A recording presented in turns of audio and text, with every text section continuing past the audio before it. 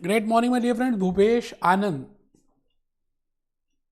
Friends, we'll be starting with chapter number 11 today. We have already covered last 10 chapters. आज हम 11th chapter start करेंगे. बेटे 11th chapter ज़्यादा मैं ये कहूँगा it relates with governance and social responsibility of business. We have covered in the last 3 or 4 lectures, about ethics in ethics, professional ethics in accounting and business. It means what should be, ethical way of to be followed in accounts and business, how to prepare the accounts. So we have discussed what is the meaning of ethics, what is the meaning of professional ethics, what is a profession, what is a business, what are the code of conduct as per International Federation of Accountants and as per ACCA. दोस्तों आज हम जो chapter start कर रहे हैं वो chapter number 11 है. 10th, 11th और 12th. बेटे ये तीनों चैप्टर्स आपस में इंटरलिंक्ड हैं. There is a linkage behind that. इन एक फेविकोल का जोड़ है, फेविकोल पीडीलाइट का जोड़ है बेटा. किस किस में? चैप्टर 10 में जो हमने ऑलरेडी कवर कर लिया, professional ethics in accounting and business. Chapter 11 में जो अभी आज से हम स्टार्ट करने वाले हैं, that is corporate governance in corporate governance and social responsibility. आप देख रहे हैं आजकल दुनिया का क्या हाल हो रहा है बेटे. Corporate social responsibility, you have to be corporate now responsible. You are earning from the society and hence you should be responsible for the society. And the next chapter will be, that is chapter number 12. That is what are the laws, regulations in relation to accounting. बेटे धीरे धीरे हम accounting की तरफ बढ़ते जा रहे हैं. तो अभी हम chapter 12 accounting laws and regulations discuss करेंगे. तो जल्दी से बेटे आज बड़ा इंपॉर्टेंट, मैंने आपको कोका कोला के डायरेक्टर्स की बात करनी है, एग्जीक्यूटिव डायरेक्टर्स की बात करूंगा, नॉन एग्जीक्यूटिव डायरेक्टर्स की बात करूंगा. I will tell you what is the meaning of independence, I will tell you what is the meaning of agency problem. और बेटे आपको पता ही है, जैसे हम जो भी चैप्टर करते हैं, एक तो मैं आपको अपना एक्सप्लेनेशन देता हूँ, एग्जाम्पल्स देता हूँ, गूगल बाबा से दिखाता हूँ, अपना वीडियो दिखाता हूँ, along with that hand written slides देता हूँ. तो जैसे ही हमारा ये कंप्लीट होता है, हम हर चैप्टर में रिवाइज करते हैं. और वो रिवीजन कैसे करते हैं? With the help of PPT which I have prepared. देखते हैं बेटे जो पीपीटीज मैंने प्रिपेयर किए हैं आपके लिए, मैंने बड़ी प्यारी प्यारी सी पीपीटीज प्रिपेयर की हुई हैं, जैसे आपको मालूम ही है. तो ये हम चैप्टर कंप्लीट होने के बाद पूरा chapter within half an hour 30 minutes में हम पूरा एक बार रिवाइज कर लेते हैं. And then we do test your understanding and so many questions from examination kit. तो इस चैप्टर 11 में भी I will be following the same pattern. But इस चैप्टर 11 में भी मैं आपके सामने सेम पैटर्न ही फॉलो करूंगा. मतलब I will be firstly giving you the concepts, we will be discussing with that. हम उसकी चर्चा करेंगे, मैं उसकी रिलेशनशिप बताऊंगा और मैं आपको मजबूर कर दूंगा सोचने के लिए कि आप सोचो कि अगर आप ऐसे होते या आप इस पोजीशन पे होते, as a chairman, as a chief executive officer, as a non executive director, as a independent director, as a women director, तो आपका थॉट प्रोसेस क्या होता? What is the meaning of committees? We will be discussing in this. What are the different types of committees? What I mean by CSR? बेटे ये सभी बातें आप समझ लीजिए. चैप्टर नंबर 11 से आपको बड़ा ज़्यादा ज्ञान मिलने वाला है. तो मैं ये पहले चैप्टर कंप्लीट करूंगा, then only I will be showing you these PPTs जो हम रिवीजन का समय यूज़ करेंगे. बट अभी I have prepared by hand, मैंने अपने हाथों से आपके लिए पीपीटीज बनाई हैं. और यकीन मानिए, when I right it down, more concepts crystal clear हो जाते हैं. आइए हम सब स्टार्ट कर रहे हैं बेटे. आइए दोस्त, मैं भूपेश आनंद आज आपके सामने ग्रेट मॉर्निंग भी कर रहा हूं और चाहता हूं कि आप जल्दी से अपना register, please open your register. You have to write down today. बेटे आज कुछ लिखना है. मैं आज आपको एक अपना छोटा सा वीडियो दिखाऊंगा जो मैंने किसी और कोर्स के लिए रिकॉर्ड किया था, बट उसमें कॉर्पोरेट गवर्नेंस का मीनिंग क्या है, the way of explanation, the body language which I have used. मैंने उस वीडियो को जब देखा तो मैं खुद हैरान हो गया कि क्या बढ़िया मैंने लैंग्वेज देकर एक्सप्लेन किया है. तो नो डाउट वो किसी और कोर्स के लिए, but still you will be get an idea कि what is the meaning of corporate governance. तो आइए दोस्तों हम शुरू करते हैं. मैंने एक कोटेशन लिखी है आज के आपके लिए. लाइफ इज 10%, जो आपके साथ होता है वो 10% है बस. और आप उसको किस तरह से लेते हैं, whether you take it in a positive way or whether you take it in a negative way, that is 90%. It means actions होंगी, but how you react to that is important. So life is 10% what happens to you and 90% how you react to it. बेटे chapter 11 का नाम जरूर लिखना है, governance and social responsibility in business. I will be telling you ये chapter का why there's a logic to introduce this chapter in this F1 accountant in business अभी देखेंगे. बट उससे पहले मैं चाहता हूं I will be giving you the relationship between chapter 10, chapter 11 और chapter 12. बेटे आपस में ये तीनों चैप्टर्स ना आपस में इंटरलिंक्ड हैं. चैप्टर 10 जैसे आपने किया professional ethics in accounting and business, and chapter 11 now जहां पर एथिक्स खत्म होता है, जहां पर हम अच्छे और बुरे की पहचान कर लेते हैं, जहां पर हम कहते हैं this is good this is bad, जहां पर हम कहते हैं these are the moral principles, where we say these are the belief.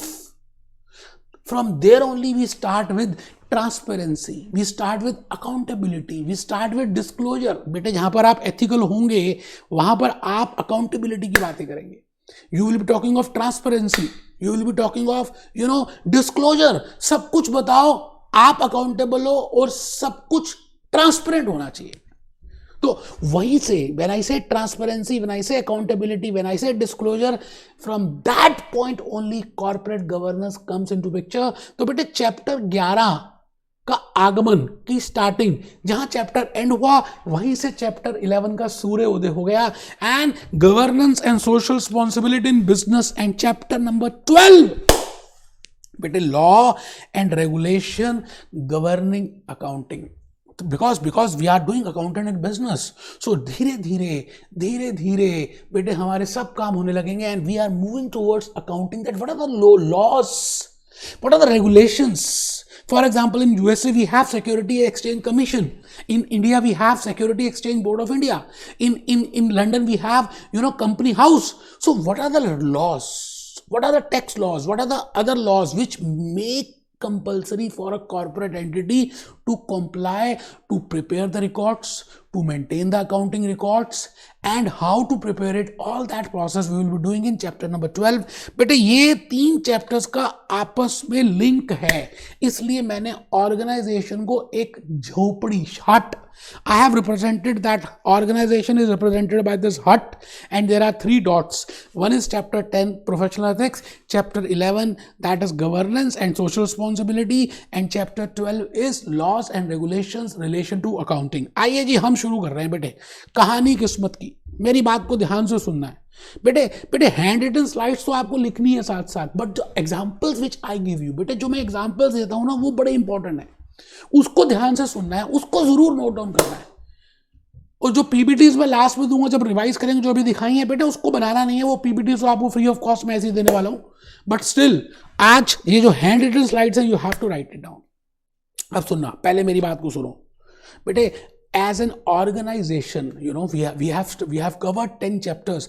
As an organization, as a business organization, we can have different forms. मैं एक business अलग अलग forms में start कर सकता हूँ. My business can be profitable, non-profitable. I can start as an individual. बेटे मुझे रात को सपना आया और मुझे रात को एक आइडिया आया, मैंने सुबह ही एक चाय की दुकान खोल दी. Individual as a proprietor, काम चल सकता है. If my business, if we are 2 friends, मेरा नाम बंटी है, मेरे एक फ्रेंड का नाम बबली है, बंटी और बबली को एक सपना आया कि चलो मिलके कोई काम स्टार्ट करते हैं. It means if there are more than 1 person, I will say it is a partnership firm. And supposedly the operations have been converted into large scale. तो बेटे वहां पर लार्ज स्केल में जब ऑपरेशंस हो जाएंगी तो मैं कहूंगा that is we generally convert a partnership into a company. ध्यान से बेटे, again I repeat my dear friends, मैं first point ये कह रहा हूं कि as a organization there can be different forms. मैं धंधो किसी भी फॉर्म में स्टार्ट कर सकता हूं. Either I can start it as a sole owner, which is popularly named as an individual, as a sole proprietorship firm. But again, it has some pros and it has some cons. Or I can start it as a partnership firm. When the business grows something, I need more capital, I need more hands to operate, I need more hands to manage. So in that case, we can convert from proprietorship to partnership firm. Again, partnership has some pros and cons as compared to proprietorship firm.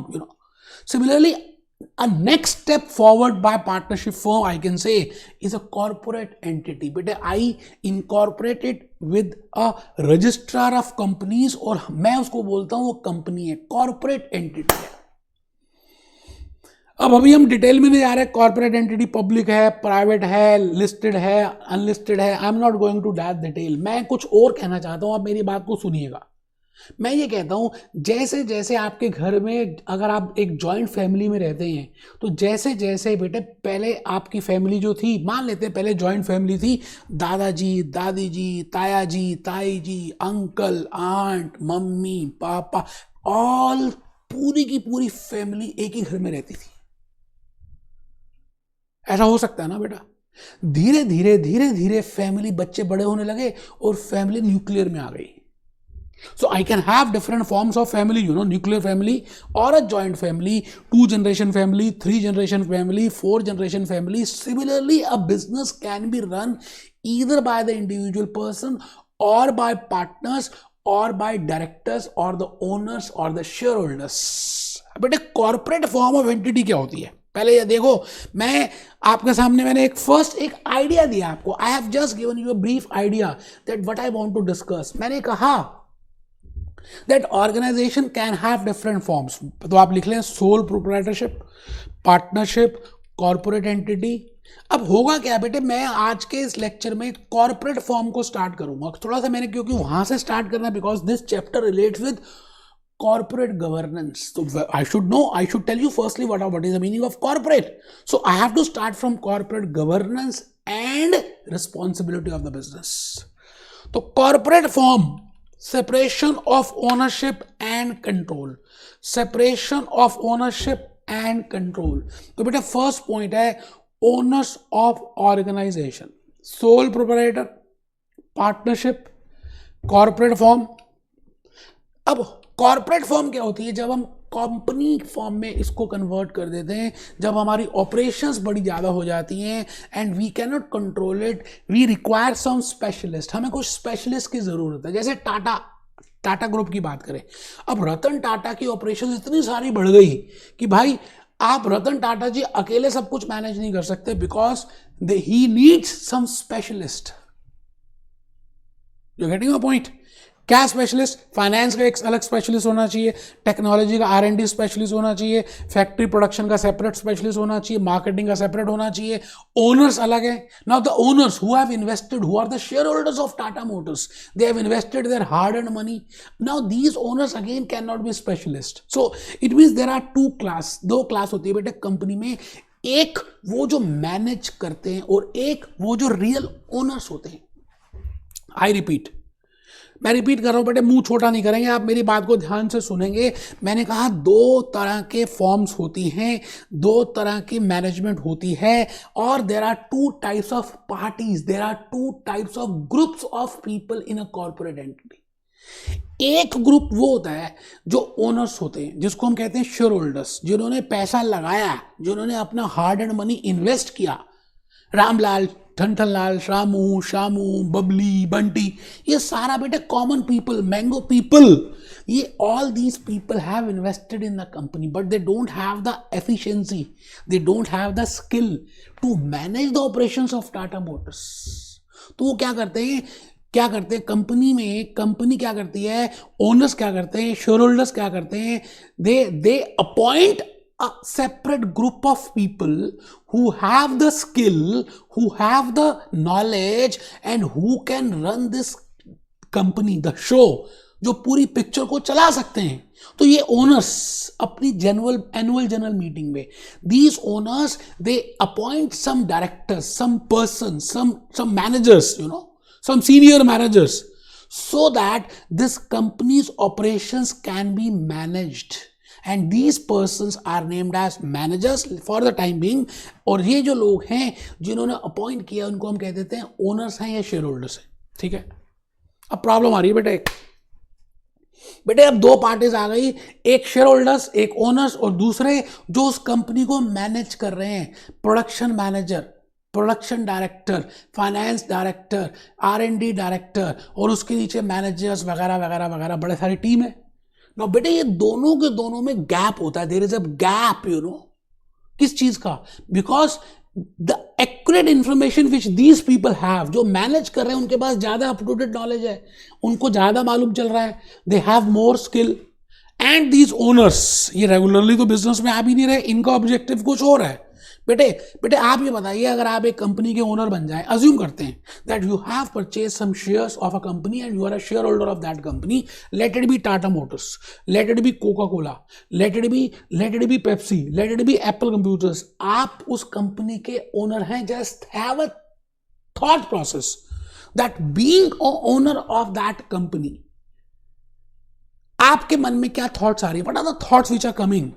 My point is, the thought can be, you will be interested in long term growth of that company, Tata Motors. You will be interested that the wealth of your owners, as a owner, as a shareholder, as a market price of that share should increase. Your thought will be that you can get maximum output from those managers to whom you are paying the fixed salary, from the managers, from the directors, from the employees. आपका ये thought process होगा जब आप एक company के owner होंगे। बोलो बेटा, होगा या नहीं? अब आप दूसरे स्कूल ऑफ थॉट में आ जाइए। एक मैनेजर्स हैं जिनको फिक्स सैलरी मिल रही है, जिनको सुबह 10 बजे आना है, शाम को 6 बजे जाना है, ऑपरेशंस ऑफ द बिजनेस को मेंटेन करना है, and their profits, their bonus is related with the profits. So उनका मेंटालिटी, उनका थॉट प्रोसेस और इनका थॉट प्रोसेस और इनके बीच में और इसके बीच में information asymmetry. Owners don't have that much updated information, but these people who are 100% engaged in that, they have more information as compared to owners. So there is an information asymmetry, and the thought process is different. These people, they have a different thought process, and these people who are getting the fixed amount of salary, who are getting the bonus which is related with the profit, so they will be more interested in showing more profits. बेटे ये ज्यादा profits को show करने में ज्यादा interested होंगे कौन? Managers, ACCA, directors, finance director, CFO। तो बेटे मैं ये कह रहा हूं कि if we start a organization as a corporate entity, then there comes a dispute। बेटा एक dispute आ जाता है, एक problem आ रही है, and that problem is agency problem, because these persons who are the owners, they have appointed these persons, managers, as their agents। ये जो लोग हैं, शेयर होल्डर्स हैं, ओनर्स हैं, इन्होंने एजेंट्स को अपॉइंट किया हुआ बेटे, अपने एजेंट्स को अपॉइंट किया है, एजेंट्स को अपॉइंट किया है। Now because agents have a different interest and these people have a different interest, there has to be a problem, और बेटे उस प्रॉब्लम को हम कहते हैं एजेंसी प्रॉब्लम। आप मेरी बात को समझ पा रहे हैं? मैंने कहा to show huge profits by manipulating, you know, अगर आप मैनिपुलेट करते हैं और अपने प्रॉफिट्स को शो करते हैं, जैसे स्कैम की बात करें, किंगफिशर एयरलाइंस, मैं भी दिखाता हूं बेटे, आइए थोड़ा सा देखें। मैं आपके सामने इस समय सत्यम कंप्यूटर्स, सत्यम स्कैंडल की बात करूंगा। सत्यम हमारे इंडिया की बहुत बड़ी कंपनी सत्यम कंप्यूटर्स, और वहां पर क्या हुआ, लेट अस सी कि भाई विकिपीडिया वाले क्या कहते हैं सत्यम स्कैंडल के बारे में। This article this the Satyam computer service scandal, ये एक स्कैंडल हुआ बेटा। इसका एक मैनेजिंग डायरेक्टर था राजू लिंगम। तो आपको अगर थोड़ी सी ज्यादा नॉलेज चाहिए तो you can go by Google, आप इसको चेक कर सकते हैं कि राजू लिंगम ने क्या स्कैंडल किया। A corporate collapse typically involves the insolvency or bankruptcy of major business enterprise. A corporate scandal involves or actual unethical behavior by people acting within or on behalf of a corporation. कहने का मतलब है the owners are different and the managers who are managing, they are different persons, and there is an agency problem in that, or because of that agency problem these persons can scandal can have, you know, these persons can do fraud, or they can act on the basis so that they can be personally more benefited. तो इस problem के लिए ऐसा नहीं है कि हमारी India में बेटे लेमैन ब्रदर्स अमेरिका यूएसए की सबसे बड़ी कंपनी स्कैंडल हुआ, फाइनेंस स्कैंडल हुआ, तो आप इसको एक बार जरा just have a look on Google और जाकर चेक करिए कि what is the case study behind that, what are the reasons behind Lehman Brothers fall down और कोलैप्स। और किंगफिशर एयरलाइन तो आपने सुना ही है बेटे, हमारे इंडिया में एक और स्कैम हुआ, विजय माल्या स्कैम, आज लंदन में भाग गया वो यहां से पैसे लेकर। So the point is what are the reasons for that, because the owners are different and the persons who are managing they are different and there is an agency problem in that, so we have to come up for that agency problem। बेटे कहते हैं यदा यदा धर्मस्य ग्लानि भवति भारता तदा तदा अभ्युत्थानम सृजाम्यहम्।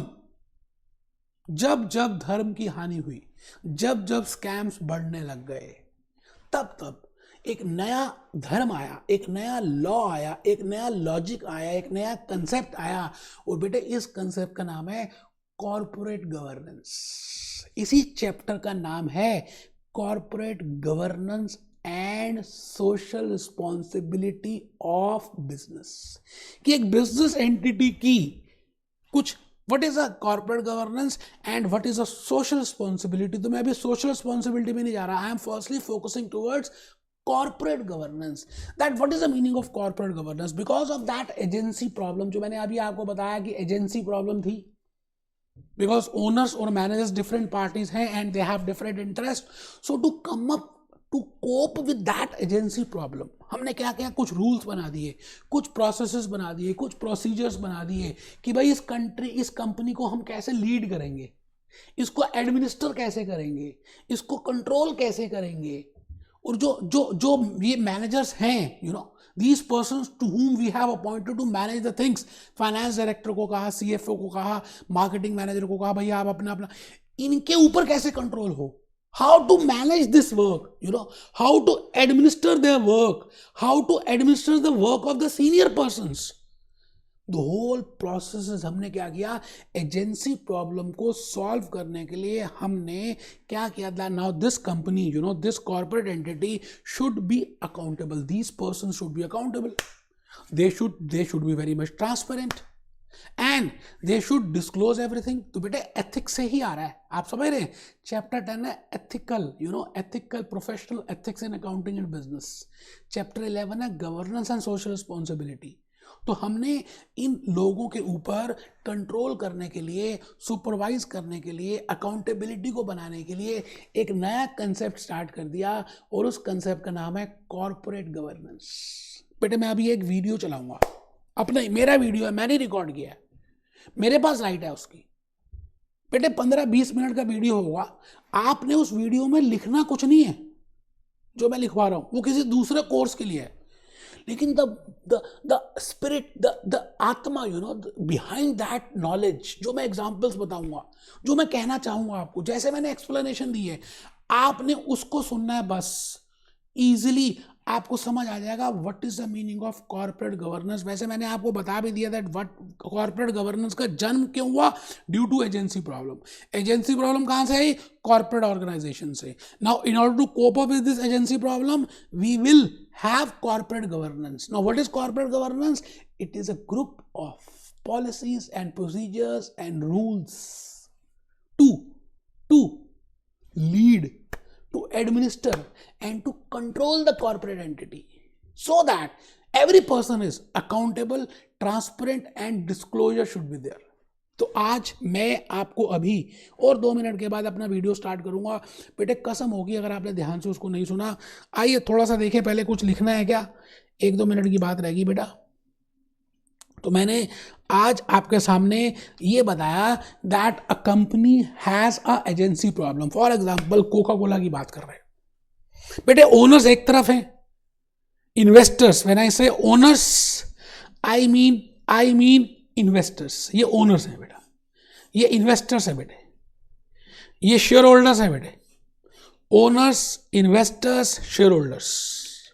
They are the person who have invested in that Coca-Cola or in that Tata Motors, but they don't have, you know, that much skill to manage Coca-Cola operations.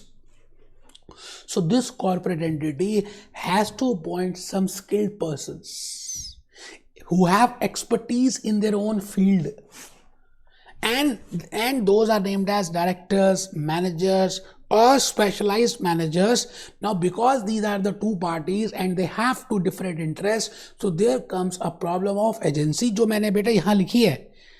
Case study finance director है बेटा. बेटा आप मुझे बताइए, एक finance director है या मैं कहता हूँ चीफ फाइनेंशियल ऑफिसर है, आप ही हैं, आप हैं बेटे, आप ACCA क्वालिफाइड हैं. अब आप बताइए, when you have ACCA, when you are a qualified, you are a member of this ACCA institute, सो आपके पास रिक्विजिट नॉलेज है फाइनेंस को लेकर कि how much finance should be raised by this corporate entity, from where the finance should be raised, debt से लें या इक्विटी से लें, कितना रेशो होना चाहिए, लिवरेजेस कैसे कैलकुलेट करते हैं, whether there is a financial viability to accept this project और नॉट. बेटे ये सारी कैपेबिलिटीज ओनर्स के पास तो हो ही नहीं सकती, शेयर होल्डर्स के पास नहीं हो सकती. तो इसलिए Coca Cola has to appoint a finance director और a CFO who will take these decisions. कौन कौन सी डिसीजन बेटा, ये देखिए क्या क्या डिसीजंस हो सकती हैं. फाइनेंशियल स्टेटमेंट्स को प्रिपेयर करना, because they have taken the money from the public, from the stake holders, they have to show their financial statements. बेटे आप पूरे साल जब बचपन में आप स्कूल जाते थे तो आप पूरा साल पढ़ते थे, आपको after the end of the year you get some report card. तो report card is must, because then only parents will get an idea कि उनके बच्चे ने, उनके वार्ड ने क्या किया full year. So preparation of financial statements, now this is a task of finance man, and hence it is important that we have to appoint a finance manager or a finance director or a chief finance officer, because shareholders cannot do this job, they don't have the skill of this. So financial viability of a project, ये सब कुछ calculate करना, internal auditor को appoint करना, it is a task of a finance man, you know. So because of this, now there comes a agency problem, because shareholders are there, managers are there. Now because of this, because they have different thought process. Owners have the thought that they should want long-term growth, and the short-term managers, these persons, they want short-term growth, they want fixed salary, they want bonus, and now that bonus is linked with the profits, so they are interested to have more profits. They are interested to have more job security, they are interested to have short-term growth. But if I say बेटे equity holders का interest रहता है long term growth में, तो बेटे लड़ाई और झगड़े होने के कारण आ सकते हैं, and that is named as a conflict, and that conflict, you know, that conflict is named as a agency problem. बेटे उस कन्फ्लिक्ट को हम एजेंसी प्रॉब्लम कहते हैं. तो अब हम क्या कर रहे हैं, because we want to minimize that conflict, so there comes a role of corporate governance. तो आइए जी हम एक छोटी सी बात पहले लिख लें, उसके बाद मैं आपको अपना वीडियो दिखाऊंगा what I mean bye corporate governance. आपने वो जो वीडियो मैं भी दिखाने वाला हूं, जो मैंने ऑलरेडी किसी कोर्स के लिए रिकॉर्ड किया है, उसमें से लिखना कुछ भी नहीं है, खाली ध्यान से सुनना है कि मैं क्या बोलती when I want to explain you something about corporate governance. So firstly, right बेटे, ये जो मैंने लिखवाया ये लिखना है आपको, ACCA students F1 accountant and business, corporate governance. तो मैंने आपको हिस्ट्री बता दी कि कॉर्पोरेट गवर्नेंस का जन्म क्यों हुआ. Now it is a set of processes and policies. Corporate governance is a set of, group of, bundle of, portfolio of, बड़े सारे प्रोसेसेस बना देंगे, बड़े सारी पॉलिसीज बना देंगे, to which, by which a company is, by which a company is directed, administered and controlled. By which a company is directed, administered and controlled. बेटे मैं ये कह रहा हूं by which it is directed. Directed का मतलब क्या है, leadership. It means those who are the leaders of this company, they also have to follow by those processes and policies. Administration का मतलब क्या है, management, finance manager, supervisor, those persons who are managing the actual real operations. और बेटे उसके ऊपर कौन है, कंट्रोल करने के लिए senior managers. So when I से corporate governance, I will say it is a set of processes and policies. It is a set of processes and policies by which a company is directed, by which a company is administered, by which a company is controlled.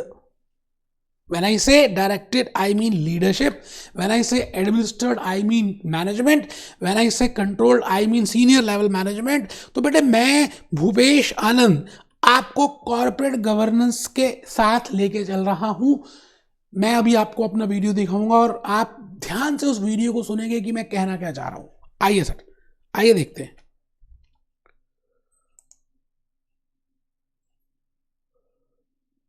Ethical principles क्या होते हैं बेटा? इस video में मैंने बताया what is the meaning of corporate governance, but corporate governance start हुआ ethics यहाँ पे कंप्लीट होता है, क्योंकि चैप्टर 10, चैप्टर 11, चैप्टर 12 आपस में इंटरलिंक्ड हैं. तो आपने ध्यान से 10 मिनट मेरी बात को सुनना है. ऐसा भी हो सकता है कि बीच में 5 मिनट के लिए चला जाऊं, लेकिन फिर आ जाऊंगा, लेकिन आपको ध्यान से सुनना है. अच्छा और बुरा के बीच में डिफरेंशिएट कैसे किया जाता है कि ये अच्छी बात, ये गंदी बात. बेटे बचपन से ही आपके माता पिता, आपके टीचर्स, आपके बड़े, आपके सोसाइटी आपको बताती आ रही है कि ये अच्छी बात है, ये गंदी बात है, ये करना चाहिए, ये नहीं करना चाहिए. और बेटे वहीं से कहीं ना कहीं एथिक्स से ही आज हम कॉर्पोरेट गवर्नेंस को स्टार्ट करेंगे. क्योंकि बेटे जहां पर एथिक्स खत्म होती है ना, वहीं से कॉर्पोरेट गवर्नेंस स्टार्ट होती है. ऐसा मानिए, जहां पर एथिक्स खत्म होती है वहीं से कॉर्पोरेट गवर्नेंस स्टार्ट होती है. क्योंकि अ गुड एथिकल कंपनी, जो एक गुड एथिकल कंपनी होती है, उसकी गवर्नेंस अच्छी होती है, उसकी गवर्नेंस होती है. कॉर्पोरेट गवर्नेंस का मतलब है बेटे, जैसे मैं कहूंगा या तो गवर्नेंस होगी या नहीं होगी. ऐसा नहीं है कि गुड कॉर्पोरेट गवर्नेंस और बैड कॉर्पोरेट गवर्नेंस. गुड और बैड कॉर्पोरेट गवर्नेंस नहीं होती. Either there will be corporate governance और there will not be any corporate governance. Infosys में कॉर्पोरेट गवर्नेंस होगी या नहीं होगी. टाटा मोटर्स में कॉर्पोरेट गवर्नेंस हो सकती है या नहीं हो सकती. ऐसा नहीं है कि भाई हम कहें नेरोलैक पेंट्स में गुड गवर्नेंस है, बर्जर पेंट्स में बैड गवर्नेंस है. बेटे बैड होती नहीं, या तो नहीं होगी और या होगी. एक बच्चा कहता है मास्टर ये तो बड़ा बकबक कर रहा है, तो कॉर्पोरेट गवर्नेंस होता क्या है ये तो बता. बेटे बिल्कुल बताऊंगा, क्यों नहीं बताऊंगा. मैंने कहा कॉर्पोरेट गवर्नेंस के 3 सिद्धांत हैं जो मैंने आपको बताने हैं. बेटे ये जब दुनिया चली, जब दुनिया स्टार्ट हुई और दुनिया में हम सतयुग से त्रेता, त्रेता से द्वापर और द्वापर से कलयुग में आ गए, तो आज मैं अगर आपको बात करूं, नरेंद्र मोदी जी की बात अगर आप सुने, 1 nation 1 tax, everything should be transparent. VAT था पहले, सर्विस टैक्स था पहले, सीएसटी था पहले, एक्साइज थी पहले, एंटरटेनमेंट टैक्स था पहले, पता नहीं कितने हजारों तरह के टैक्स थे. स्टेट गवर्नमेंट, सेंट्रल गवर्नमेंट लगाती रहती थी और एक दूसरे की ट्रांसपेरेंसी नहीं थी. तो बेटे उन सबको खत्म करके ट्रांसपेरेंसी लाने के लिए बीजेपी गवर्नमेंट ने गुड्स एंड सर्विसेज टैक्स का कॉन्सेप्ट स्टार्ट किया, जिसमें ट्रांसपेरेंसी रहे. स्टेट कितना ले रही है, सेंट्रल कितना ले रही है. स्टेट ने अगर लिया तो सेंटर उसका क्रेडिट देगी, सेंटर ने लिया तो स्टेट क्रेडिट देगी. बेटे डेस्टिनेशन बेस्ड टैक्स का जन्म हुआ. तो मैं आज आपको 3 टूल्स लिखवा अभी बता रहा हूं, अभी मैं धीरे धीरे चलूंगा. मैं आपसे कह रहा हूं मेरा ऑब्जेक्टिव 1 है कि बेटे जो भी कुछ हम करें वो ट्रांसपेरेंट होना चाहिए. It should be transparent. पहली बात. ऑब्जेक्टिव 2, जो भी कुछ हम करें हम उसके लिए अकाउंटेबल भी होने चाहिए. भाई हाँ हमारी गलती है, ये व्यक्ति की रिस्पॉन्सिबिलिटी थी, वो इसकी पावर दी और यही अकाउंटेबल है. और बेटे कुछ भी आजकल के जमाने में आप छुपा नहीं सकते, डिस्क्लोजर होना चाहिए. मैं भूपेश आनंद आपके सामने खड़ा हूं और मैं आपको यही बात बोलता जा रहा हूं दोस्तों, मैं यही बात कह रहा हूं कि आप इस दुनिया में कुछ भी करें, कुछ भी करें बेटे, ऑब्जेक्टिव 3 होने चाहिए। इट शुड बी ट्रांसपेरेंट, साफ सुथरी चीजें बताएं, क्योंकि बेटे जो ट्रांसपेरेंट नहीं होते, जो छुपा के काम करते हैं, लाइफ में आगे नहीं बढ़ते। दूसरा, अकाउंटेबिलिटी होनी चाहिए, और तीसरा, डिस्क्लोजर होना चाहिए। मैं अब शुरू कर रहा हूं अपनी कहानी किस्मत की कॉर्पोरेट गवर्नेंस का नेचुरल मीनिंग को समझाने के लिए। मैं कहता हूं जी, एक लड़का था दीवाना साहब, एक लड़का था दीवाना साहब, उसके माइंड में एक आइडिया आया और उसने अपना बिजनेस शुरू कर दिया। प्रोप्राइटरशिप फर्म में उसने अपना बिजनेस स्टार्ट कर दिया बेटे। प्रोप्राइटरशिप फर्म में उसने अपना धंधा धंधो धंधो धंधो स्टार्ट कर दिया बेटे। जब हम स्टार्टिंग में करते हैं तो कंपनी थोड़ी बनाते हैं, हम खुद ही छोटे स्केल में काम करते हैं, और छोटे स्केल का मतलब है सोल प्रोप्राइटरशिप। तो बेटे उसने काम शुरू कर दिया, काम चल पड़ा, इतना चला कि एक दीवानी थी, वो कहने लग गई इस दीवाने से कि चलो हम पार्टनरशिप करके ये काम करते हैं, क्योंकि तुम्हारा आइडिया बहुत अच्छा है, मैं पैसे लगाती हूँ, आइडिया तुम्हारा है, मिल के काम करते हैं। तो बेटा इन्होंने पार्टनरशिप फर्म स्टार्ट कर दी। किसने? मैंने, दीवाने ने और दीवानी ने। आप ये सोचिए, जब तक वो दीवानी नहीं थी, ऐसा प्रोप्राइटरशिप फर्म बिजनेस कर रहा था वो दीवाना, तो उसकी अकाउंटेबिलिटी किसको थी? खुद को, क्योंकि उसको कुछ अकाउंट्स किसी को बाहर थोड़ी दिखाने हैं। उसका खुद का पैसा, खुद का आइडिया, खुद का बिजनेस, उसकी कोई अकाउंटेबिलिटी, कोई ट्रांसपेरेंसी, कोई डिस्क्लोजर नहीं था। धीरे धीरे समय बदला, जब दीवाना और दीवानी ने मिलकर पार्टनरशिप में काम शुरू किया। तो बेटे अब मुझे बताइए, इनकी ट्रांसपेरेंसी दोनों के लिए, अकाउंटेबिलिटी दोनों आपस में, और डिस्क्लोजर भी दोनों। अभी भी पब्लिक नहीं आई बेटे पिक्चर में। अब मैं कहता हूं जी, इनका बिजनेस और चल पड़ा, भगवान की ऐसी कृपा हुई, ऐसी लागी लगन, मीरा हो गई मगर। बेटे इन्होंने क्या किया, अब इनको लगा कि हमारे नाम के आगे डायरेक्टर लगना चाहिए। इन्होंने प्राइवेट लिमिटेड और उसके बाद पब्लिक लिमिटेड कंपनी का आगमन कर दिया, और बेटे ये आईपीओ लेकर आ गए, और आज ये लोग करोड़ों का बेटे धंधा कर रहे हैं, और बड़े सारे लोग अटैच्ड हैं इनके साथ।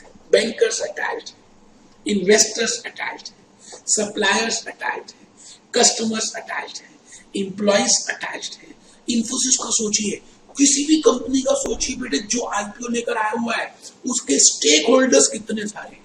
अब मैं आपसे पूछता हूं कि आज इस दीवाने और इस दीवानी की अकाउंटेबिलिटी पहले के कंपैरेटिवली बढ़ गई या कम रही? बट नेचुरल है बेटे, पहले पार्टनरशिप फर्म थी, उससे पहले प्रोप्राइटरशिप फर्म थी। अब इनकी अकाउंटेबिलिटी बढ़ चुकी है, इनको अब ज्यादा ट्रांसपेरेंट होना पड़ेगा, इनको अब ज्यादा। बेटे बिल्कुल ध्यान से सुनना है, मैंने आपको कॉर्पोरेट गवर्नेंस का मीनिंग बड़ा ही प्यार से, बड़ा ही अच्छी तरह से एक्सप्लेन करने की कोशिश की है। नो डाउट ये जो वीडियो है, this is not specifically for ACCA, ये मैंने किसी दूसरे कोर्स में रिकॉर्ड किया था, बट आपको उसका स्पिरिट, उसकी आत्मा, उसका सेंस और लॉजिक समझ आ जाएगा, इसलिए ध्यान से सुनना बेटे। डिस्क्लोज करना पड़ेगा, इनको सेबी की गाइडलाइंस फॉलो करनी पड़ेगी, इनको लिस्टिंग एग्रीमेंट क्लॉज 49 जो खत्म हो गया, अब LODR रेगुलेशंस देखनी पड़ेंगी, लिस्टिंग ऑब्लिगेटरी डिस्क्लोजर रेगुलेशंस को फॉलो करना पड़ेगा। इसका मतलब कॉर्पोरेट गवर्नेंस का मतलब है, आप किसी भी चीज को अगर ट्रांसपेरेंटली, अकाउंटेबिलिटी के हिसाब से और डिस्क्लोजर करेंगे, तो मैं कहूंगा वो ज्यादा बेटर कॉर्पोरेट गवर्नेंस है। नहीं समझ आया?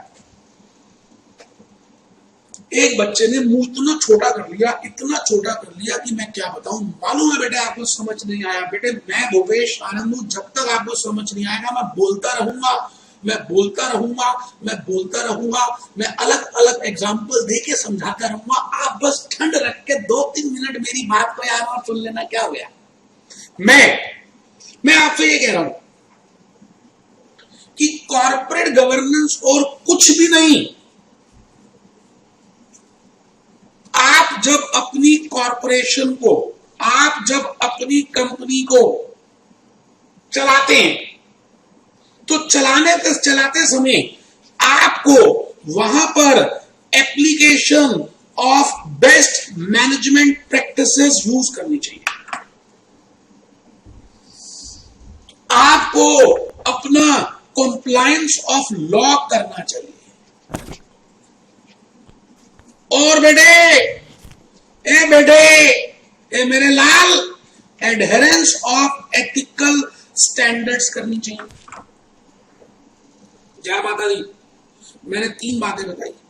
If any company is run after applying best management practices. जब एक बच्चा कहता है बेस्ट मैनेजमेंट प्रैक्टिस क्या होती है, बेटे आपने 11th-12th में या किसी लेवल में मैनेजमेंट को पढ़ा है। मैनेजमेंट में होता है प्लानिंग, मैनेजमेंट में होती है ऑर्गेनाइजेशन, मैनेजमेंट में होती है कोऑर्डिनेशन, मैनेजमेंट में होती है कंट्रोल। याद आ रहा है? डेलीगेशन ऑफ अथॉरिटीज, कमेटीज का बनाना, पावर देना, unity of command, unity of direction, उसके बाद उनको अकाउंटेबल बनाना। बेटे these are the best management practice. बेटे ध्यान से सुनना है, मैं फिर रिपीट कर रहा हूं, आप ढीले मत बनना, बिल्कुल कमर सीधी करके स्ट्रेट बैठना। बेटे आपकी स्पाइनल कॉर्ड बिल्कुल स्ट्रेट होनी चाहिए। आप सारा काम खुद नहीं कर सकते, सारी अथॉरिटी अपने पास नहीं रख सकते। आपको वो अथॉरिटी को डेलीगेट करना है, आपको कमेटीज बनानी है, आपको डिपार्टमेंट्स बनाने हैं, आपको रिस्पॉन्सिबिलिटी क्रिएट करानी है, आपको पावर देनी है। तो बेटे तभी तो आप बेस्ट मैनेजमेंट प्रैक्टिस कर पाएंगे। अब उस बच्चे ने मुस्कुरा दिया, वो कहता अब थोड़ा थोड़ा समझ आया। बेटे अच्छी बात है, मैं कॉर्पोरेट गवर्नेंस का आपको इस समय मीनिंग बता रहा हूं। मैं आपसे ये कह रहा हूं कि corporate governance is compliance of law, compliance of companies act 2013।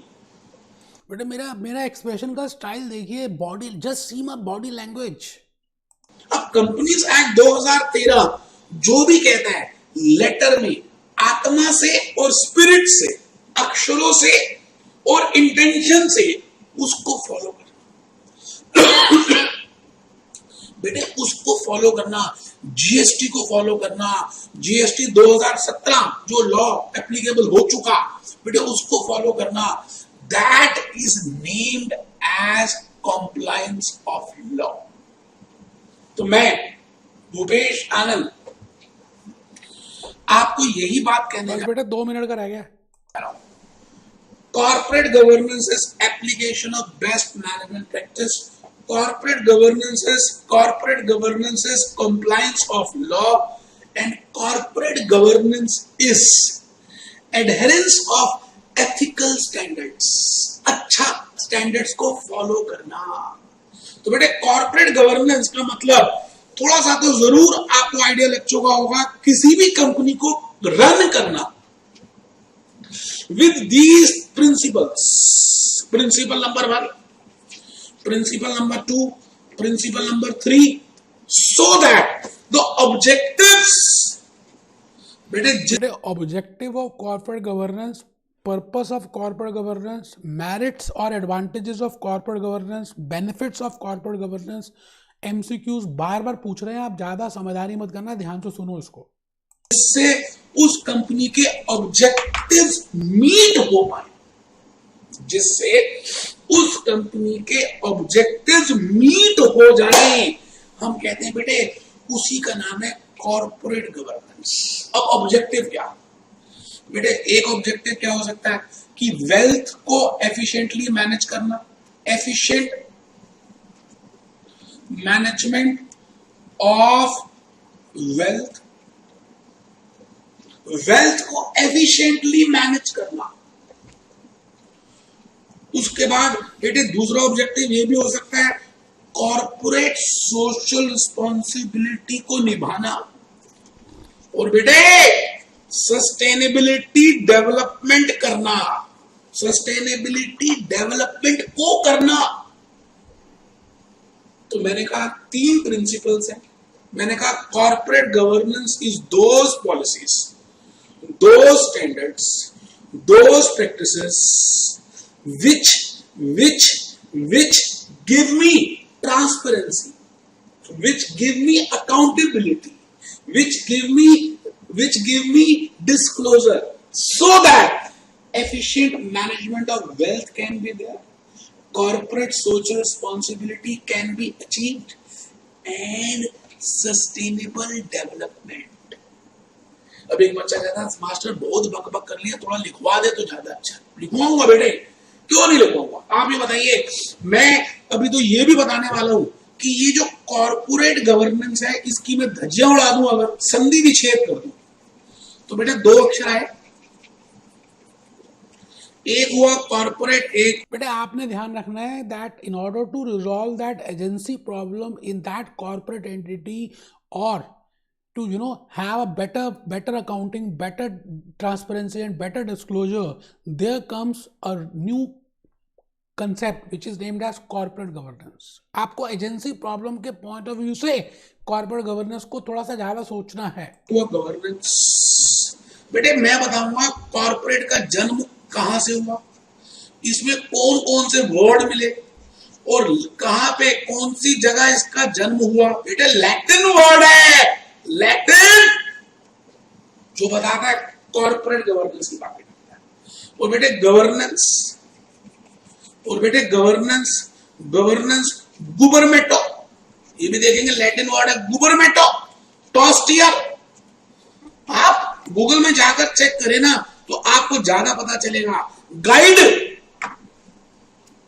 इसका मतलब ऐसे रूल्स, ऐसी पॉलिसीज, ऐसी स्टैंडर्ड्स जो गाइड करती हैं गवर्न करने के लिए। गवर्न का मतलब होता है जिसके पास कंट्रोल होता है, जैसे गवर्नमेंट के पास कंट्रोल है। जैसे सिंगर है, जो गाना गाता है उसको सिंगर बोलते हैं, जो मैजिक दिखाता है उसको मैजिशियन बोलते हैं, और जो गवर्न करता है उसको गवर्नेंस बोलते हैं, गवर्नमेंट बोलते हैं। इसका मतलब कॉर्पोरेशन बेटे बहुत बड़ा वर्ड है, कंपनी बहुत छोटा वर्ड है। कॉर्पोरेशन में क्या आएगा, कंपनी तो आ ही जाएगी। कॉर्पोरेशन में क्या आएगा बेटे, सोसाइटी भी आ जाएगी। कॉर्पोरेशन में क्या आएगा बेटे, कॉर्पोरेशन में क्या आएगा, बस बेटे खत्म होने वाला है। कॉर्पोरेशन में क्या आएगा, सेबी भी आ जाएगी। कॉर्पोरेशन में और एसोसिएशंस भी आ जाएगी। तो बेटे अब वर्ड है कॉर्पोरेशन। मैंने लिखा ना कंपनी सेक्रेटरी, आप लिखना ACCA, you are a associate, you are a member of this chartered certified institute, so आप यहाँ पे ACCA समझना। कॉर्पोरेशन को गवर्न करना, इसको बोलते हैं कॉर्पोरेट गवर्नेंस। अब कॉर्पस क्या होता है, मैं कहूंगा जी कॉर्पस ऐसा चीज होती है जिसमें कुछ लाइक माइंडेड लोग मिलकर काम करते हैं एक ऑब्जेक्टिव को पाने के लिए। It means corpus is the group of like-minded people who are working together for achieving a particular goal. Goal क्या? Efficient management of wealth, efficient return on investment, adherence of standards, following of corporate social responsibility and sustainable development. तो बेटे आइए थोड़ा सा, ठीक है बेटा, मैंने आपको ये बताने की कोशिश की that what I mean bye corporate governance. तो कॉर्पोरेट गवर्नेंस का जन्म क्या हुआ या उसका क्या मीनिंग है, नो डाउट आपने ये लिखा भी है, set of processes and policies to be followed at which the company is directed, administered and controlled. क्योंकि जो डायरेक्टर्स है ना, जो दूसरी पार्टी से हमने अपॉइंट किया ना, उनको भी तो कंट्रोल करना है, उनको भी तो चेक करना है। For that we should have a corporate governance which should be telling us who is accountable, what is the transparency and how to disclose it. अब अभी आपने देखा होगा that we have for managing this company, इस corporate entity को manage करने के लिए मैं अब आपके सामने 2 ग्रुप ऑफ पीपल लेकर आने वाला हूं बेटे। मैं 2 ग्रुप ऑफ पीपल को आपके सामने इंट्रोड्यूस करूंगा और उसको मैं अभी आपको I will be showing it with the help of directors को भी मैं देख के आऊंगा. And there are 2 types of directors जो मैं आपको बताऊंगा. एक तो होते हैं बेटे एग्जीक्यूटिव डायरेक्टर्स और दूसरे कौन होते हैं? Non executive directors. I repeat, 2 heroes लेकर आ रहा हूं, एक एग्जीक्यूटिव डायरेक्टर और एक एग्जीक्यूटिव डायरेक्टर को चेक करने के लिए non executive director. So there are 2 types of directors which a corporate entity has, in order to solve that agency problem. Now what is the role of executive? कौन होते हैं? As the name indicates, जैसे हम बात करें, मैं आपको पहले just I want to show you कि टाटा मोटर्स ने board of directors Coca Cola company के मैंने डाउनलोड किया और आपको शो करने की कोशिश की that these are the persons who are the board of directors. इन सबके आप प्रोफाइल देख सकते हैं, क्या है, कौन है, अलग अलग different parties, different persons who are the executive directors, who are independent directors, who are non executive directors. और उससे आपको आइडिया लग सकता है कि क्या एक्चुअली में डायरेक्टर का मीनिंग होता है. जैसे मैं आपके सामने बात करूं, या शायद मैंने Tata Motors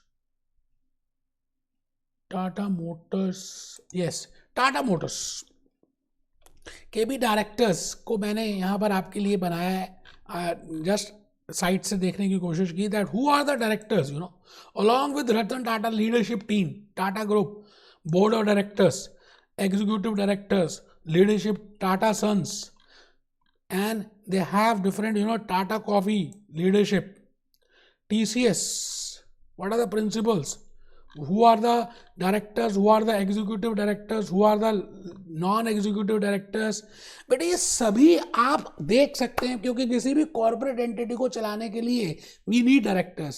And there are 2 categories of directors. I will say one is executive directors. इसको हम बोलते हैं 2 tier board. I think I have discuss in some class also कि 2 टायर बोर्ड क्या होता है. आइए डिस्कस करेंगे बेटे. मैं भूपेश आनंद आज आपके सामने यही बात कहने जा रहा हूं.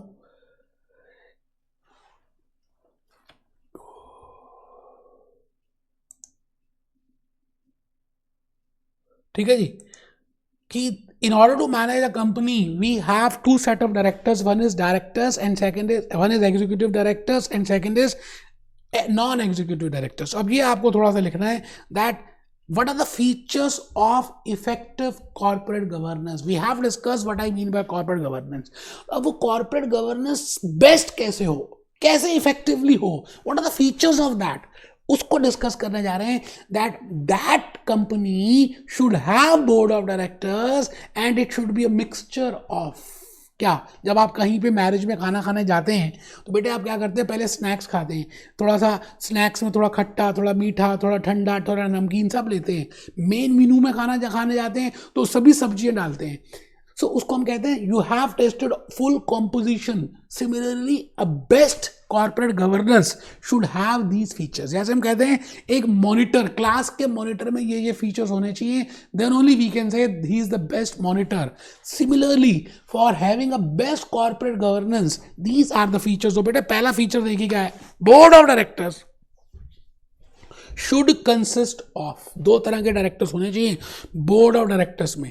पहला एग्जीक्यूटिव डायरेक्टर्स और दूसरा नॉन एग्जीक्यूटिव डायरेक्टर्स. बेटे इसको हम 2 टायर बोर्ड सिस्टम भी बोलते हैं. एक वो लोग जो मैनेज करते हैं और एक वो लोग जो उनको कंट्रोल करते हैं, उनको चेक करते हैं. जैसे Mukesh Ambani can be executive director and there can be in that group, in that company, non-executive directors also who will check the work of executive directors, because then only I can say there is a corporate governance in that. Ethical, that company is an ethical company. तो पहला feature आप लिखेंगे, the board of directors should consist of executive directors and non-executive directors. अब जो executive directors हैं, they are the full time employees of the corporate entity, जो सुबह 10 बजे आएंगे, शाम को जाएंगे, डे टू डे ऑपरेशंस का ध्यान रखेंगे. And they are the persons who can do manipulations. So उनकी सैलरी को कौन डिसाइड करेगा? Executive directors, they will not themselves decide their own salary. Mukesh Ambani अपनी सैलरी, अनीता अंबानी की सैलरी डिसाइड नहीं करेंगे. because ultimately there can be manipulations in that. So Mukesh Ambani को कितनी सैलरी मिलनी चाहिए, नीता अंबानी को कितनी मिलनी चाहिए, उनकी बहू को कितनी मिलनी चाहिए, because he is supposing she is a director, daughter-in-law. So that salary, that remuneration will be fixed by non-executive directors. If yes, then I will say this is the effective corporate governance. So देखिए जी, procedure of remuneration to be decided and disclosed. कैसे क्या procedure है, उसको decide कैसे कर रहे हैं और डिस्क्लोज कैसे कर रहे हैं. और बेटा रोल ऑफ ऑडिट. ऑडिट दो तरह के होंगे, अभी आज हम डिस्कस करेंगे that what is the meaning of audit committee, internal audit and external audit, what is the role of audit and rights of stake holders. If these are the things, if these are the features. आप mango shake पीते हैं बेटे, mango shake में आपको पता है आम भी होता है, आइसक्रीम भी होती है, चेरी भी होती है, ड्राई फ्रूट्स भी होते हैं, स्ट्रॉ भी होती है. तो आप कहेंगे ये ऑप्टिमम मैंगो शेक है. वैसे आप घर पे भी बनाते हैं मैंगो शेक, उसमें आप आइसक्रीम नहीं डालते, चेरी नहीं डालते, ड्राई फ्रूट्स नहीं डालते. तो आप मार्केट में जब पीने जाते हो तो ये सारी चीज़ें मिलती हैं, तो आप कहते हैं भाई ये ऑप्टिमम मैंगो शेक है. Similarly how I will say that this corporate governance is the best if that corporate governance has these features, a group of executive and non-executive, and how the salary, how the procedure, what is the procedure of salary remuneration of executive directors, who are the auditors, what are the types of auditors, who will appoint it, internal audit and external audit, and how to manage or how to answer the stakeholders. That if that is there, I will say that is a very good corporate governance in a company. अब मैं आपके सामने practical आ रहा हूं कि एक company की जब मीटिंग होती है, मुकेश अंबानी रिलायंस ग्रुप की जब मीटिंग होगी, रिलायंस जियो की या कोका कोला की, अभी आपने डायरेक्टर्स देखे, some are executive directors, some are non executive directors. तो एक मीटिंग, बोर्ड मीटिंग का एक बार हम रूम देख लेते हैं, that what is the room of that board meeting. वो मैंने आपके लिए बनाया है, आप चेक करिए. मैंने यहाँ पर एक व्यक्ति को रखा CEO, let it be Ratan Tata, let it be Ratan Tata, CEO, chief executive officer. और एक बेटे मैंने यहाँ पे चेयरमैन रखा है, chairman chairman chairman chairman, let it be X, mister X. एक ही पर्सन चेयरमैन और सीईओ नहीं हो सकता. One man one post. Narendra Modi ji की कहानी आपको पता ही है, ऑल ओवर वर्ल्ड में भी follow, one man one post. It means a chairman and a chief executive officer both should be different. And there are two groups, दो ग्रुप्स है. जैसे लड़ाई हुई थी ना बेटे, एक तरफ पांडव थे और दूसरी तरफ कौन थे, कौरव थे. पांडव एंड कौरव. तो एक तरफ एग्जीक्यूटिव डायरेक्टर्स होंगे, एक तरफ non executive directors. So I have prepared these persons, yellow वाले जो हैं, मैंने कहा let it be these be executive directors and let these persons be non executive directors, let these persons be non executive directors and let these be executive directors. अब बेटे जो executive directors होते हैं, इनके जो बड़े पापा हैं उनका नाम है चीफ एग्जीक्यूटिव ऑफिसर, और जो नॉन एग्जीक्यूटिव डायरेक्टर्स होते हैं, इनके जो बड़े पापा हैं उनका नाम है chairman. I repeat, chairman is the बड़े पापा of non executive directors. MCQ में आएगा. एंड बड़े पापा of executive director is named as chief executive officer, and chief executive officer and chairman both should be different persons. तो एक team में ये लोग भी होंगे, ये भी लोग होंगे, चेयरमैन होगा, सीईओ होगा, और हम यहाँ पर डिसाइड करेंगे बड़े सारे स्ट्रैटेजिक इश्यूज. तो आपको एमसीक्यूज के लिए पता होना चाहिए that what is the difference between executive directors and non executive directors. इन दोनों की वर्किंग में क्या डिफरेंस है, इन दोनों की फंक्शनिंग में क्या डिफरेंस है. बेटे बड़ा इजी है, बहुत सिंपल है. आप थोड़ा सा लिखना चाहें लिख सकते हैं. मैंने कहा एग्जीक्यूटिव डायरेक्टर्स जो हैं फुल टाइम एम्प्लॉयज होते हैं ऑफ दैट कंपनी. वो मॉर्निंग में आते हैं, रात को जाते हैं. वो day to day operations management में ध्यान देते हैं. They are concern with preparation of financial statements. If I talk of ACC point of view, accounts, क्योंकि मैं धीरे धीरे अकाउंट्स और बिजनेस में आ रहा हूँ. Their salary is being fixed, their salary or their remuneration is being fixed by non-executive directors, and their बड़े पापा is named as chief executive officer. You getting my point? तो एक बार थोड़ा सा पहले एग्जीक्यूटिव डायरेक्टर के लिए मैंने यहाँ पे लिखा है, आप आप उसी उसी फ्लो चार्ट को कंटिन्यू रखें. This is executive directors. बेटे ये एग्जीक्यूटिव डायरेक्टर्स के लिए है. बेटे ये एग्जीक्यूटिव डायरेक्टर्स के लिए है मैनेज ऑपरेशंस. 10 बजे आएंगे बेटा मॉर्निंग में, मतलब मैंने जान के समझाने के लिए लिखा. CEO is head of executive directors. They are just the employees of the company. They will be getting the fix salary. पहले एग्जीक्यूटिव डायरेक्टर का ही लिख लें, फिक्स सैलरी है. वो लिखा नहीं है, आप लिख सकते हैं. मैं नेक्स्ट फीचर लिख रहा हूँ एग्जीक्यूटिव डायरेक्टर का. फिक्स्ड मॉनेटरी, जो भी मिलेगा उनको फिक्स्ड मिलेगा. बट द पॉइंट इज, इनको चेक करने के लिए we have a group of persons who are named as non executive directors. बेटे ये कंपनी के एम्प्लॉयज नहीं होते. They are expert in their own field. जैसे आप एसीसी बनेंगे तो आप अकाउंट्स, फाइनेंस, फॉरेक्स के एक्सपर्ट होंगे, तो you can become a non executive director of any company. So they are not the employees. इनको रोज 10 बजे नहीं आना. ये क्वार्टरली मीटिंग होगी बेटे, मीटिंग में आएंगे. They take strategic issues, they deal with the strategic issues and how to manage और how to check the work of these executive directors. जैसे ग्रोथ क्या हो रही है, प्रॉफिटेबिलिटी कितनी है एक कंपनी की, लास्ट टाइम कितनी थी, कंपनी क्या strategic. It means for example if you are a director, a non-executive director of a Coca-Cola, then whether to start with a diet Pepsi or normal Pepsi or a new product, or in which countries we should start with, what should be the diversification strategies. ये सारे strategic issues को discuss करने के लिए non executive directors बैठे हुए हैं. आप मेरी बात को समझ पा रहे हैं? तो एक बार नॉन एग्जीक्यूटिव में लिखें chairman is the head of. अच्छा मैंने क्रॉस किया, जैसे यहां पे लिखा manage operations. They don't manage the operations. They come at 10 o'clock, they don't come at 10 o'clock. CEO is the head of executive directors, तो मैंने यहां पे लिखा chairman is the head of non executive directors. They are the employees, they are not the employees. तो बेटे इस तरह से आपको डिफरेंस पता होना चाहिए, बिकॉज एग्जामिनेशन में आएगा that what is the difference between executive directors and non executive. बेटे अभी नॉन एग्जीक्यूटिव कंप्लीट नहीं हुआ, because very important for MCQs. तो नॉन एग्जीक्यूटिव डायरेक्टर्स कौन होते हैं? बेटे ये बाहर के लोग होते हैं, अपनी फील्ड में एक्सपर्ट होते हैं, and they are appointed by this company.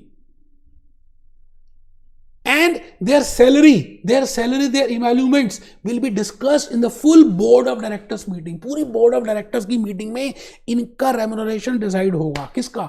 Non executive directors का. अब बेटे ये नॉन एग्जीक्यूटिव डायरेक्टर्स जो है ना, इनको क्या क्या करना है, what are the responsibilities, what are the work they will do, and weather.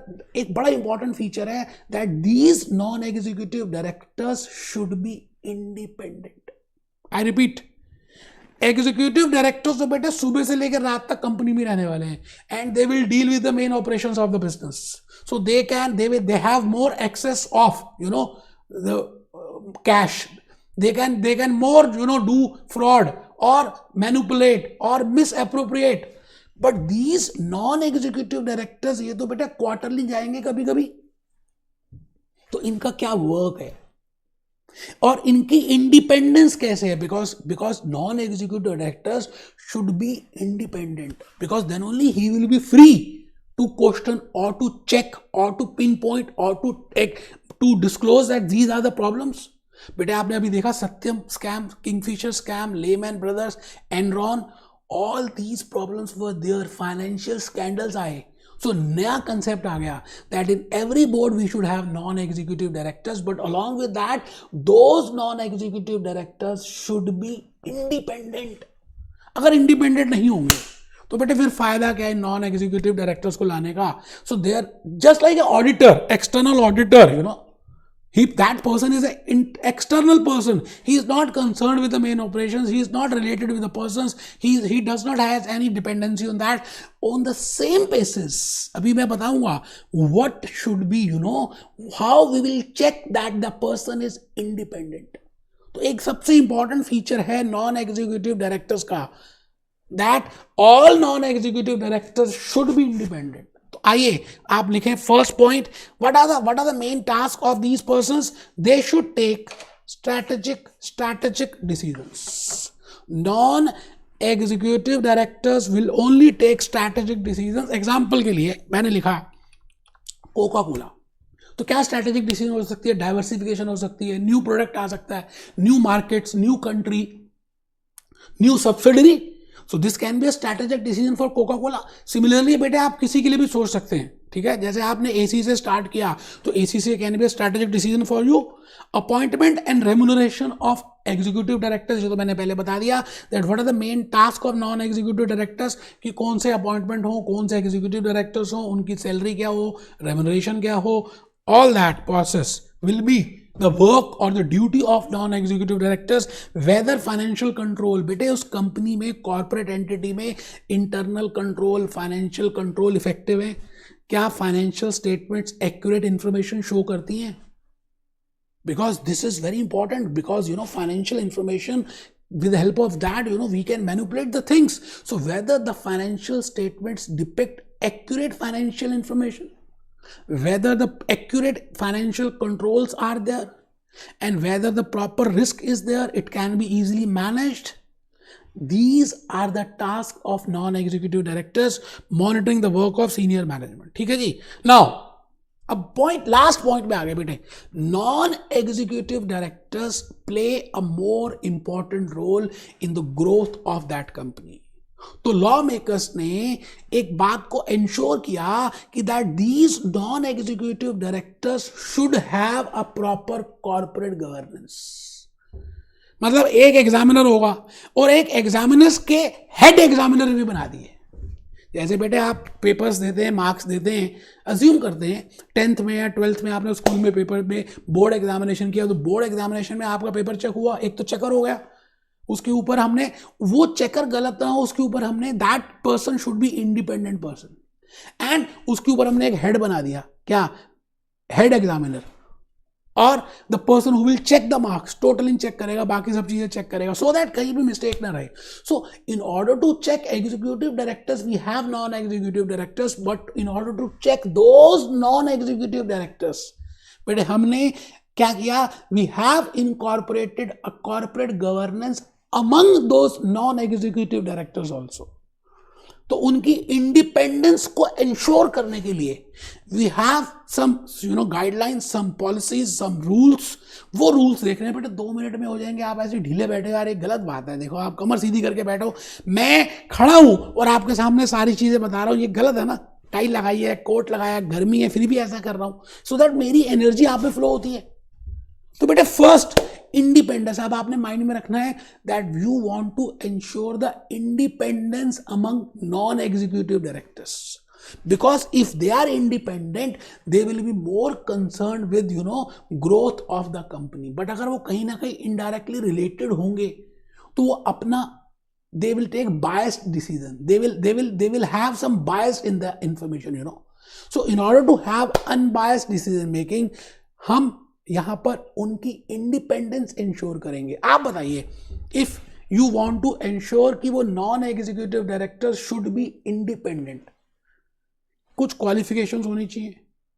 Some age qualification is there, some knowledge should be there, and उनको अपॉइंट कैसे करना है, उनका वर्क क्या होगा, वो उनका कंसर्न, वो ऑलरेडी पहले से हमारे कस्टमर ना हो, सप्लायर ना हो, they should not have any relationship with that company, they should not be employ of that company, they should not have any equity shares of that company. तो हम क्या करेंगे, बड़ी सारी कंडीशंस लेकर आ जाएंगे और उन कंडीशन से we will ensure that there is independence in those non-executive directors. और बड़ा इजी है बेटे, एमसीक्यू में बार बार आता है, ये कंडीशंस जरूर देखनी है. इसको मैंने हेडिंग में लिखा है corporate governance on non executive directors, और आप ये कह सकते हैं in order to ensure independence. आराम से बेटे, in order to ensure independence, in order to ensure independence. बेटे इंडिपेंडेंस को इंश्योर करना. अब एक बच्चा कहता है तो रबी हो गया, कोई नहीं बेटा, नॉन एग्जीक्यूटिव डायरेक्टर्स में इंडिपेंडेंस इंश्योर करने के लिए और टू हैव कॉर्पोरेट गवर्नेंस इन दो नॉन एग्जीक्यूटिव डायरेक्टर्स हमने कुछ कंडीशंस बनाई हैं. तो बेटे मैंने non executive director, I have not written पूरा, I have written NED. Non executive director should ensure independence as external auditors. And to have that independence just like external auditor, we will have some following conditions. पहली condition है not an employee of the company in last 5 years. इसका मतलब जो व्यक्ति, the person who wants to become the non-executive director of Pepsi or of Coca-Cola or of Tata Motors or of any company, वो last 5 years में should not be employee of that company, because we think that अगर वो employee होगा तो he cannot be independent. You're getting my point? So in order to ensure that there is a existence of independence, he should not be employee in last 5 years. तो मैंने एक यहाँ पे timeline prepare किया है. Supposingly 2021 2021 is the year and we want to check that whether independence is there for non-executive director. If he appoint him as a non-executive director of a company in the year 2021, then as per this condition, he should not be employee neither in 2016 nor in 2017, 2018, 19 and 20. बेटे पिछले 5 सालों में वो employee नहीं होना चाहिए, नहीं होना चाहिए, नहीं होना चाहिए. Then only we can say that that person is eligible for becoming non-executive directors, because we want to ensure independence. अब एक बच्चा कहता है अगर एम्प्लॉय होगा तो बेटे कहीं ना कहीं उसका डिसीजन बायस हो सकता है. So we want to have unbiased, we want to have growth of that company. ठीक है जी. Next condition, he should not have, कौन, नॉन एग्जीक्यूटिव डायरेक्टर जिसको हम अपॉइंट कर रहे हैं, should not have any business interest. बेटे बड़ा प्यारा सा इंपॉर्टेंट पॉइंट है. He should not have any business interest. उसका, दैट पर्सन जिसको हम नॉन एग्जीक्यूटिव डायरेक्टर बना रहे हैं, उसका लास्ट 3 years में there should not be any business interest. बेटे बिजनेस इंटरेस्ट कैसे बनता है?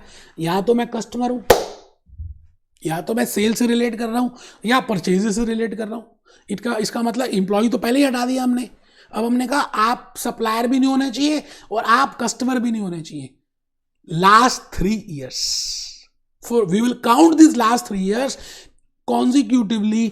Last 3 years from the year in which we want to appoint him as a non-executive director. Supposingly मैंने एक आपके लिए लिखा कि 2022 में हमने उसको एक नॉन एग्जीक्यूटिव डायरेक्टर बनाना है, अज्यूम कर रहे हैं. तो 2021, 2020, 2019 इन तीनों सालों में ही should not be having any business interest. ना तो वो सप्लायर होना चाहिए और ना क्या होना चाहिए, कस्टमर होना चाहिए. Then only we can say that independence condition is maintaining. आप मेरी बात को लॉजिक, स्पिरिट, आत्मा समझ रहे हैं ना, that why these conditions are important for non executive directors. ठीक है जी. Next condition, no participation in companies share option and pension scheme. बेटे आपको पता ही है कंपनी की शेयर ऑप्शन स्कीम्स होती हैं, ईसॉप्स होती हैं, इक्विटी शेयर्स की ऑप्शन स्कीम्स होती हैं, पेंशन स्कीम्स होती हैं. उसका कौन, दैट नॉन एग्जीक्यूटिव डायरेक्टर जिसको we want to appoint as a non executive director, let it be Bunty. Now that Bunty should not have opted for any of the share option scheme. इसमें अब year नहीं लिखा, कभी भी उसने share option scheme को opt ना किया हो. Second, he has no pension scheme interest in that. तो बेटे I can say that person is eligible because independence ensures. So we have to see these conditions.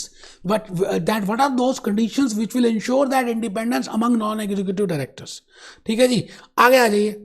Should not have close ties with company directors or senior employees. अब बेटे अगर आप ये बताइए आपकी wife director है और आप बन जाते हैं नॉन एग्जीक्यूटिव डायरेक्टर, या आपकी वाइफ CFO है, या आपकी वाइफ या spouse, then there cannot be independence. So उस चीज को कम करने के लिए we have come up with a condition, there should not be a close relation. अब एक बच्चा कहता है close relation का मतलब क्या, blood relation. बेटे अभी उतने डिटेल में नहीं जा रहा है that what is the meaning of close relation. But the point is, I should be aware of that those non-executive directors can only be appointed as non-executive directors, those persons, if they don't have close relation with the employees, with the senior persons or the employees or the directors, cannot serve as a non-executive director for more than 9 years with the same company. अब आप ये बताइए, एक company में non executive director Bunty पिछले 9 सालों से, from last 9 years, he's appointed, he's working as a non-executive director. सोच के बताना बेटे, जो आपके घर के पास पड़ोसी है ना, पिछले 10, 12, 15 सालों से आपको देख रहा है, आपने भले उससे बात नहीं की होगी, लेकिन आपकी आंखों ही आंखों में उसका कॉन्टैक्ट आपका है और आप उसको जानते हैं, वो आपको जानता है, तो कहीं ना कहीं एक डिग्री ऑफ कंफर्टेबिलिटी आ जाती है. अब आप ही बताइए, if a non executive director is a non executive in that company from last 9 years, तो इट कैन हैम्पर इंडिपेंडेंस. तो एक कंडीशन है कि he can maximum be a non executive director for 9 years. उससे ज्यादा भी हो सकता है, बट हम कहते हैं कि नहीं होना चाहिए. एटलीस्ट मैक्सिमम 9 साल का हो, उसके बाद हम नया नॉन एग्जीक्यूटिव डायरेक्टर लें, बीच में गैप दे दें. तो बड़ी इंपॉर्टेंट कंडीशन है एमसीक्यू के लिए. Can not serve as a non executive director for more than 9 years with the same company. Next condition है बेटे, बड़ी प्यारी सी कंडीशन है. अभी मैंने आपको बताया था ना, ये बोर्ड है, ये बोर्ड है, this is a board, this is a board, this is a board. ये बोर्ड है ना बेटा, बोर्ड में बताया था ना बेटे, मैंने आपको क्या बताया था सर बेटे? उसमें बताया था एक चेयरमैन होता है और एक सीईओ होता है और एक वो होता है, बताया था. अभी बोर्ड का टेबल बना के दिखाया था. ये देखो कहां चला, ये रहा बेटा. अब इसका कॉम्पोजिशन का कंडीशन आ गया है. पहली कंडीशन अभी तक तो नॉन एग्जीक्यूटिव डायरेक्टर्स की थी, that non executive director should not be employ of that company for last 5 years, should not have any business interest in last 3 years, should not, that non-executive director should not have any close relation with the directors or with the senior executives, and that non-executive director should not be working as a non-executive at least for 9 years, more than 9 years. अब next condition है the composition. बेटे जो mixture है ना directors का, executive directors का और non executive directors का, आप मुझे बताइए, if I want to ensure independence, तो ज्यादा कॉम्पोजिशन किसका होना चाहिए, non independent non executive directors का या एग्जीक्यूटिव डायरेक्टर्स का? सोचिए बेटे, एग्जीक्यूटिव डायरेक्टर से ज्यादा होने चाहिए नंबर में non executive directors, because then only we can have a independence in that meeting. I repeat, the composition of board meeting, in the composition of board meeting, the number of non-executive directors should be more than executive directors. तो उसको लेकर एक condition है बड़ी प्यारी सी, आइए देखते हैं बेटे, आइए. more than non-executive directors should be more than 50% of the board should be independent non-executive directors. या ऐसा पढ़ लीजिए, more than 50% of the board. पूरे बोर्ड में, अभी बोर्ड दिखाया था, जिसमें बोर्ड में क्या क्या होता है, सीईओ भी होता है, चेयरमैन भी होता है, एग्जीक्यूटिव डायरेक्टर्स भी होते हैं, नॉन एग्जीक्यूटिव डायरेक्टर्स भी होते हैं. बट यहां पे क्या कह रहा है, more than 50% of the board, जो 50% ऑफ द बोर्ड है, should have independent non executive directors excluding chairman. मैंने बताया था नॉन एग्जीक्यूटिव डायरेक्टर का जो बॉस है उसको हम कहते हैं चेयरमैन.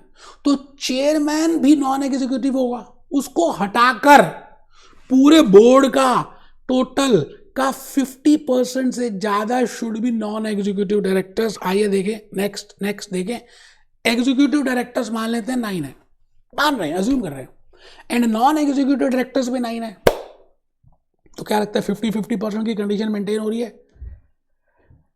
बट इन दैट 9, जो 9 बोला ना मैंने आपको नॉन एग्जीक्यूटिव डायरेक्टर, उस 9 में से चेयरमैन भी हमने इंक्लूड किया हुआ है. But the condition is at least they should have more than 50% excluding chairman.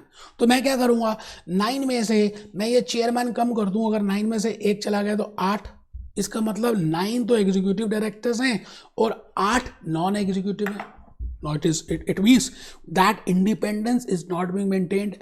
तो यहां पर एक नॉन एग्जीक्यूटिव डायरेक्टर और अपॉइंट होना चाहिए, या उससे ज्यादा भी हो सकते हैं, कम से कम एक तो होना ही और चाहिए, because then only 50-50% ratio will be there among executive and non executive, and that non executive की जो हम कैलकुलेशन करेंगे that should be excluding chairman. ठीक है जी। तो लास्ट नेक्स्ट कंडीशन है chairman and chief executive officer दोनों अलग अलग होने चाहिए। एक ही व्यक्ति, one person can not handle both the post, as पर Narendra Modi ji, one man one post. ठीक है जी, because then only we can ensure independence. अगर एक ही पर्सन एग्जीक्यूटिव डायरेक्टर को भी हेड कर रहा है और नॉन एग्जीक्यूटिव डायरेक्टर को भी हेड कर रहा है, so there can not be independence and hence it is not good for the company. And in case of a smaller company, now what is a smaller company? Again, we are not going in that detail. For large companies, we have seen the conditions. Now for the smaller company, we would have at least 2 independent non-executive directors. Okay. So my dear friends, मैं अब last condition बता रहा हूं, and these are the conditions which are there to ensure independence among non executive directors. बेटे executive director हो या non executive director हो, हर 3 साल के बाद, after every 3 years, that person should B reappointed by the share holders. बड़ी important condition है, तो लिखेंगे पहले एग्जीक्यूटिव डायरेक्टर्स एंड, बेटे एंड है, and non-executive directors should be re-elected if the same person you want to keep it as a director, executive director or a non-executive director, it is okay। आप मुकेश अंबानी को दोबारा से election में दोबारा से executive director बनाना चाहते हैं, ठीक है बनाइए, बट उसका री इलेक्शन होना कंपलसरी है 3 साल के बाद by the owners, by the share holders. तो आप लिख लें executive director and non executive director should B री elected by the share holders, owners every 3 years। हर 3 साल के बाद उसका अपॉइंट होना। नीता अंबानी, मुकेश अंबानी, रतन टाटा, नारायण मूर्ति, बेटे इन सब का दोबारा से री इलेक्ट होना is compulsory after every 3 years। Hope if these conditions are being maintained, I can have a good corporate governance even on non-executive directors, and it is very beneficial for the corporate entity। तो बेटे आज के lecture में, lecture 1 था, थोड़ा सा लंबा हो गया, लेकिन क्योंकि सारे पॉइंट्स इंटरकनेक्टेड थे, इंटर रिलेटेड थे, तो मुझे एक ही लेक्चर में बताना पड़ा, अदरवाइज कहीं ना कहीं वो कनेक्शन टूट जाता। तो I have told you what is the meaning of agency problem, and then I have told you because of that agency problem why there is agency problem, and because in order to solve that we have to come up with a board of directors, and what is the composition of board of directors, and what is the meaning of corporate governance. And when I say corporate governance for non-executive directors, it is a very big issue that I should ensure the independence among them, and how to ensure that independence, for that we have some conditions। बेटे वो conditions ध्यान से पढ़नी है आपने, no doubt. मैं जब revisionary कराऊंगा आपको at the time of revision, you know when I will be referring these slides, मैं जब ये रेफर करूंगा तो आपको शो करने वाला हूं मैं, आई विल बी रिवाइजिंग इट। मैं अभी पीपीटीज भी अलग से बताऊंगा आपको, दीज पीपीटीज अभी तो हैंड रिटन पीपीटीज हैं, then these PPTs I will be giving you, ये तो मैं आपको ऐसे ही दे दूंगा। The point is revisionary class के लिए आप वेट ना करें, that I will no doubt I will be covering, but you should know what are the concepts in that. बेटे हम नेक्स्ट लेक्चर नंबर 2 में कमेटीज की बात करेंगे। What is the meaning of a committee, what I mean by a board committee, what are the types of committees, what is the purpose of committee, and what are the very mandatory committees जो होनी चाहिए, जिसमें non executive directors play a very important role, like audit committee, like remuneration committee, like nomination committee. बेटे 3 committees तो ध्यान से करके जानी है, no doubt we will be discussing all the committees. तो लेक्चर 2 में बेटे हम ये कवर करेंगे, be happy, B jolly, B cheerful.